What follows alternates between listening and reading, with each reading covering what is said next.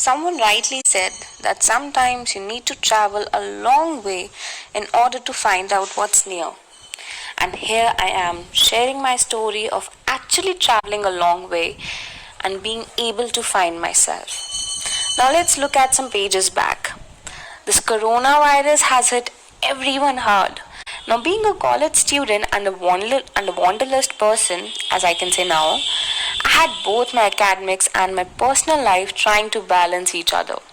And especially when you live in a situation where thousands of students are rushing to grab that one placement, life comes with no preset situations. So, on a random afternoon, when I was chilling with my friends, and one of them exclaimed, "Let's go for a trip this weekend," and the rest of us agreed. So, when my parents saw that I was having an awful weekend which prevented me from taking their calls, I was actually exploring the scenic view across the greenery of Rishikesh.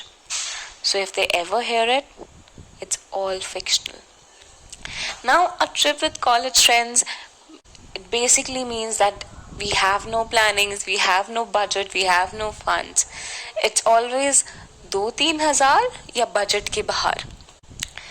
But then again, we decided that 4 of us will be on the bike and the rest six will be in the car. And we moved to the camping site that evening. Now, having no clue of where we had to stay, we somehow or the other managed to reach to a camp which had decent food and which had decent place for accommodation.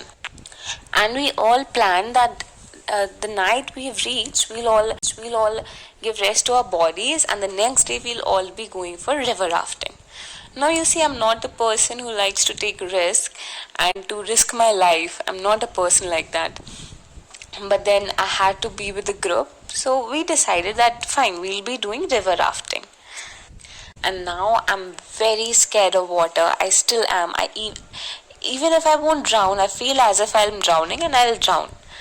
So I was really scared of water. And when the instructor was giving us all the instruction of how to save our lives if we drown by chance, I looked at one of my friend and I told him that, see, I love you, and if I fall in the water and if I die, then just let my parents know in a very calm voice that your daughter and had came with us in this trip and she drowned. Now he smiled at me and he told me that nothing's going to happen and everything is fine. Just enjoy the moment where you are and enjoy what you're doing. And the sooner than I realized, after that 24-kilometer long walk in water,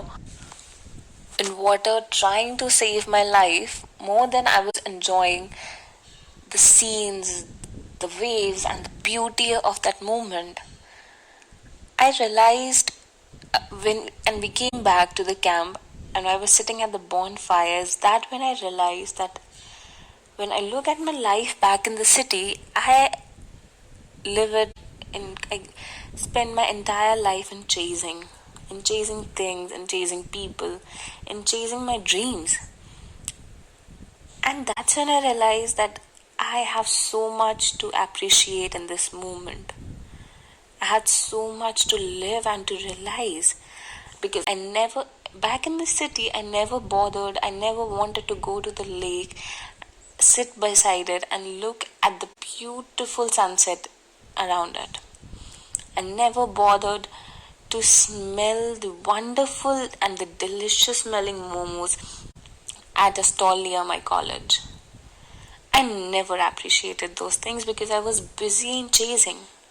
And by chasing, I mean that we all chase for our dreams. And it's nothing wrong, but we always miss to appreciate and to acknowledge the small things we have. And in this chase, I'll always look around to see what's missing and never bother to see what I actually have. And that's when I stopped chasing people and things and started realizing that I already have so much. I have so much to appreciate and to acknowledge, all from family and friends. That short weekend trip that took me away from the daily dramas of my life actually brought me closer to myself.